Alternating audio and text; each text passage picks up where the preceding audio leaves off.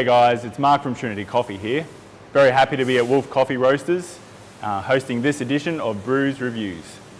So this time we've got an Ethiopian single origin, and it's a natural, which is actually perfect because years ago when I launched this product, the Trinity One, Peter Wolf actually was one of the very early supporters, and he gave me an Ethiopian Natural to use at the launch. And amazing coffee. It actually blew me away that time, and the one we've got here is, again, just beautiful coffee. Has a lot of the black currant characteristics, which is what I've always come to associate with Ethiopian, or definitely the blueberry character. So it really does just jump out at you out of the bag, that blueberry aroma, which is fantastic. Okay, so I'm Mark, the founder of Trinity Coffee. I'm based here in Brisbane.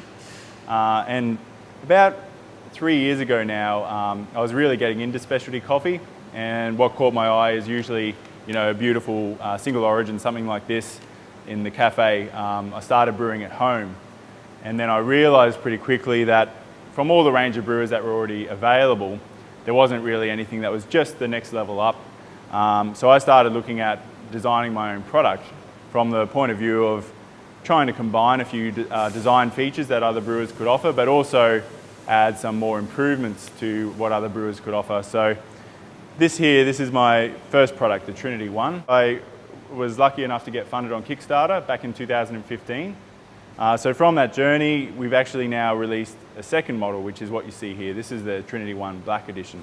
It basically, to really pull it all apart, the idea of it is to combine a number of features, hence the Trinity One as its name. But you can brew pour over. On the top it's a conical opening. It will house a Chemex filter, or to house a Hario V60 filter. It's also able to brew with a press method. This is a gravity press on the Trinity, so I've designed a weighted cylinder that applies even pressure every time. And you can also brew immersion method, so hot or cold, great for teas. But basically, with the design of the flow controller here, you can set a flow rate out of the bottom of the brew chamber, anything from completely off to a drip rate through to fully on. So they're the three main themes of brewing you can achieve with the Trinity One. We've got a few different components. This is called the filter housing. It's got a flow controller on the bottom. So it also comes with a stainless steel filter disc. It's 304 stainless, 180 micron filter. You're welcome, and you can just add a paper filter on top if you want the super clarity. But that's one part. It's got the flow controller on the bottom, so it's a ball valve design. Over here we've got the weighted cylinder. So this is the key innovation feature of the Trinity. The cylinder weighs 2.25 kilograms, and it basically means you get consistency. It's the same pressure every time. Okay, so now I'm going to take you through the brewing process using the Trinity One. Today I've chosen to do the press method for this Ethiopian Natural. It's got a beautiful natural sweetness to it. Ratio-wise, I've got 18 grams of coffee, and with my water I'm going to just fill to the line here. It's actually 300 mils of water, exactly. If you want to pre-weigh, of course you can do that as well. So I'm going to add my coffee in. I'm actually going to give it a little bit of a bloom. If you fill just to the top of the filter housing, it's about 60 mils of water.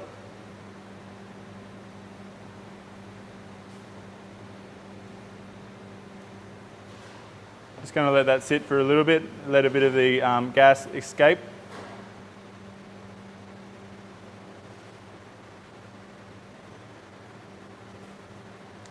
So obviously, using the flow controller at the bottom, I've got the ability to steep coffee as long as I want. With coffees like this, I generally try and grind a little bit coarser and have a little bit of a longer steeping time, which gives out a little bit more body to the coffee. So now I'm going to pour. Basically holding the kettle steady and pouring on the conical edge, water cascades down into the brew chamber. Gives a nice even distribution of flow without agitating the coffee too much. That's the thing with the Trinity. Using the gravity press, you don't want to agitate the coffee too much, otherwise you'll end up over extracting quite easily. So now that's kind of just sitting there nicely blooming away. Usually I'd aim for around 1 minute to 1 minute, around 15 seconds perhaps. And then when you're ready to open it up and brew, you just simply hit the throttle on the valve and then add your press cylinder on top. So at this point, the coffee is basically going to be pressed with exact precision and consistency. I'm just guiding the cylinder down until it's, the top of the cap is in the brew chamber, as you see here, and then you can basically walk away from that point.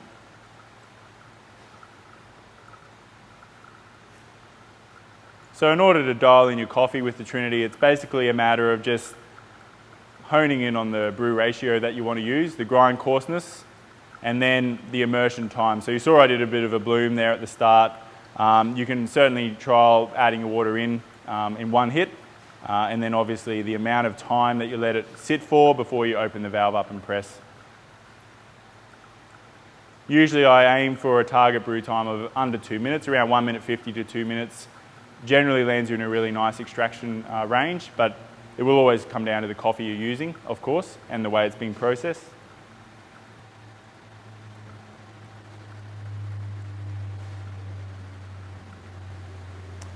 So there we go, at the bottom it's starting to slow down.